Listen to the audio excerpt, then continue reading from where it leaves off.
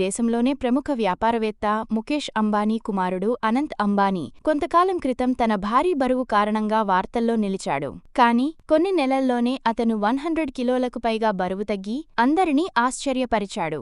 ఈ ట్రాన్స్ఫర్మేషన్కు అతని strict diet plan, discipline మరియు డెడికేషన్ ముఖ్య కారణాలు. కానీ కొన్ని ఆరోగ్య సమస్యల వల్ల మళ్లీ బరువు పెరిగాడు. అనంత్ అంబానీ డైట్లో ప్రధానంగా లో కార్బ్, హై ప్రోటీన్ ఆహారమే ఉంటుంది. అనంత్ ఉదయం ఖాళీ కడుపుతో వాటర్ తాగిన తర్వాత గ్రీన్ టీ తాగుతాడు. అల్పాహారంగా ఓట్స్, మొలకెత్తిన పప్పులు లేదా ఫలాహారం తీసుకుంటాడు.